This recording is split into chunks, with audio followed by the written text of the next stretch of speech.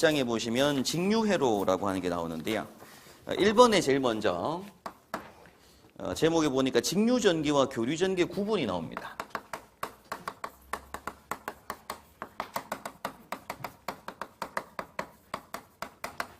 전기라고 하면 좀 막막하기도 하고 좀 어려워요. 많이 어려운데 우리가 이제 많이 들어보셨을 겁니다. 직류라고 하는 게 있어요. 우리가 일명 DC라고 부르죠, 그죠? 그리고 교류전기, 우리가 뭐 AC, 그래서 뭐 220V를 얘기를 하는데 우리 소방에서 이제 앞으로 보시게 될 전압이 두 가지입니다. DC 24V하고 AC 220V, 그리고 펌프에서는 모터에서는 AC 삼상 380V까지 보시게 될 건데, 그럼 그때 DC 24V라고 부르는 게 뭐예요? 직류전기. AC 220V라고 부르는 게 교류전기입니다. 그럼 이때 직류와 교류를 먼저 어떤 전기인지를 구분하시는 게 굉장히 중요하고, 직류전기라고 부르는 건 교재에 보시는 것처럼 시간의 경과에 따라서, 그러니까 시간이 지남에 따라서 그 크기와 방향이 변하지 않는, 즉 일정한 전압과 전류를 우리가 직류전기라고 부릅니다. 그럼 전기에서 또 용어가 전압이란 단어하고 또 전류란 단어가 나오죠, 그죠?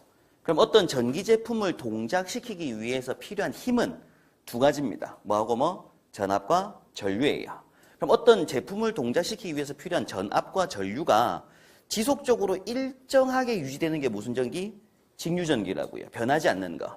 근데 교류전기라고 부르는 건 시간의 경과에 따라 그 크기와 방향이 일정한 주기라고 하는 단어가 옵니다. 굉장히 중요한 단어예요. 주기를 가지고 변화하는 전압과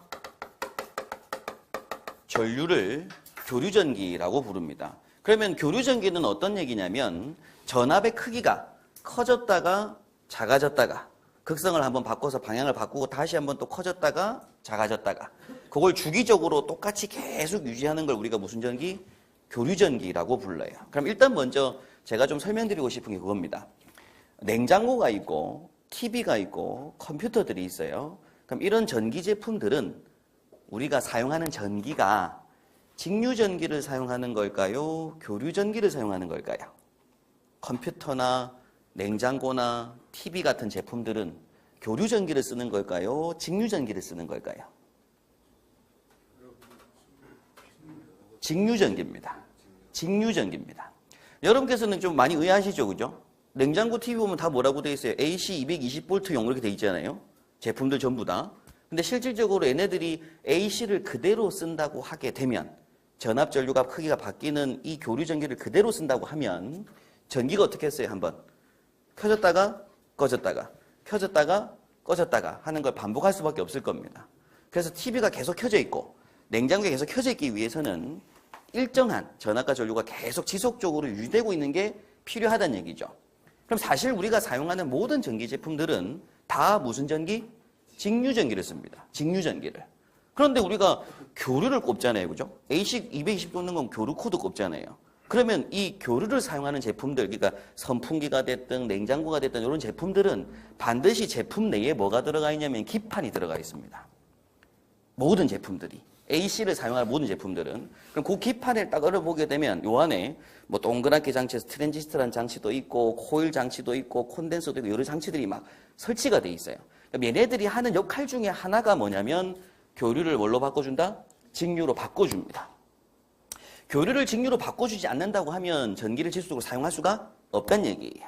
그래서 교류 제품들은 교류 전기를 직류 전기로 바꿔줘야 되기 때문에 바꾸는 데 필요한 어떤 부하들, 저항들이 필요합니다. 이걸 우리가 이제 교류에서 말하는 우리가 이제 무효 저항이라고 하는 것들이 생기게 돼요. 교류 제품에서는. 교류에서는 그 교류를 직류로 바꿔야 되니까 바꾸기 위해서 콘덴서도 쓰고 코일도 쓰더란 얘기죠. 근데 얘네들이 실질적으로 전기를 사용하진 않잖아요. 얘네들의 목적은 교류를 직류로 바꾸기 위한 과정이거든요. 그럼 얘네들도 저항체다 보니까 쓸데없이 날려버리는 저항들이 있더란 얘기입니다. 그걸 우리가 무효 저항이라고 부르게 돼요. 그럼 이후에 직류전기로 바꾼 상태에서 직류전기를 사용하는 저항을 유효저항이라고 부르게 됩니다. 자, 그런데 배터리가 연결된 전선 연결돼서 필라멘트 전구를 연결해 놓은 건 기판도 없죠. 콘덴서도 없고 코일도 없어요. 그러니까 배터리, 전선, 그리고 거기에 필라멘트 전구입니다. 요거는 무슨 전기 써요, 지금? 직류전기입니다. 그럼 얘네는 직류전기는 뭐가 없는 거예요? 무효저항이 없는 거예요. 얘네는 전부 다 유효저항만 존재하게 됩니다. 그래서 교류전기 넘어가게 되면 좀 어려워지는 게 유효저항, 무효저항 뭐 이런 것들을 공부하다 보니까 좀 용어도 많아지고 어려워지게 되는 거예요. 자, 그럼 일단 그래프로 잠깐 설명 좀 드리면 직류전기라고 부르는 건 시간 변화에 따라서 전압이라고 하는 값이 24V가 딱 정해지면 그 24V가 지속적으로 유지되는 걸 우리가 직류전기라고 부르고, 마찬가지로 시간 변화에 따라서 전류값이 뭐 몇 암페어가 흐른다라고 하면 그 전류가 지속적으로 계속 흐르는 걸 직류전기라고 부르는데, 교류에서는 요 전압값이 커졌다가 작아졌다가 커졌다가 작아졌다가 하는데 여기서부터 여기까지 이 주기가 계속 뭐 하더라고요?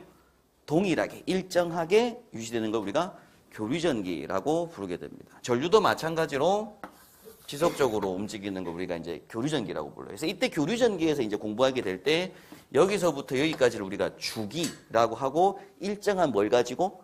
주기를 가지고 파형의 형태로 움직이는 걸 교류전기라고 하게 됩니다. 일단은 먼저 직류하고 교류전기란 어떤 전기다라는 걸 말씀을 좀 드렸고요. 우선 공부하시게 될 게 직류전기입니다. 그럼 직류전기에서는 그냥 아셔야 될 게 뭐냐면 전압하면은 끝이죠. 전압이 커지고 작아지고 하지 않기 때문에 전압이 어떻게 구해진다라는 공식을 공부할 필요가 없습니다.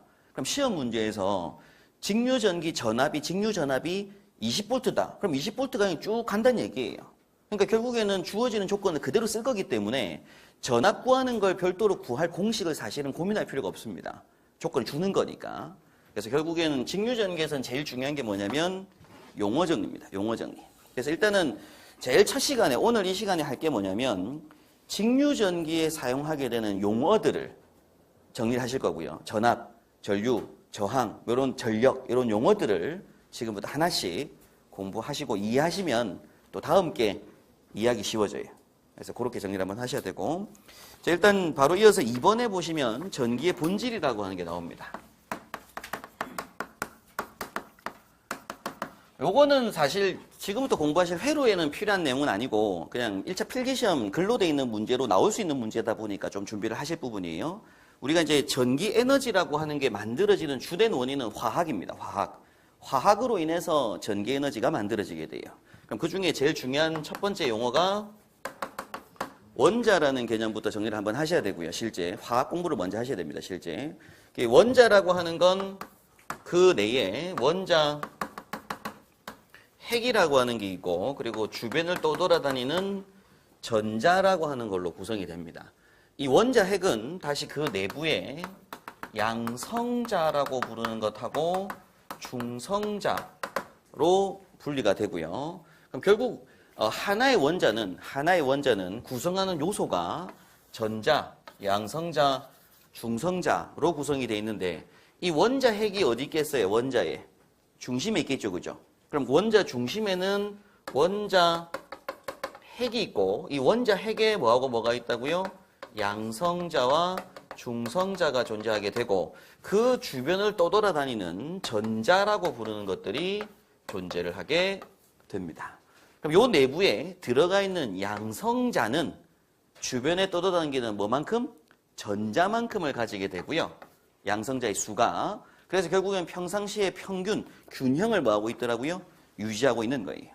주변의 전자가 우리가 뭐라고 부른다? 음전기라고 부르고, 양성자를 양전기라고 부르는데, 평상시에는 이렇게 균형을 서로 유지하고 있습니다. 그러다가 옆에 어떤 다른 물질이 있었어요. 다른 원자가.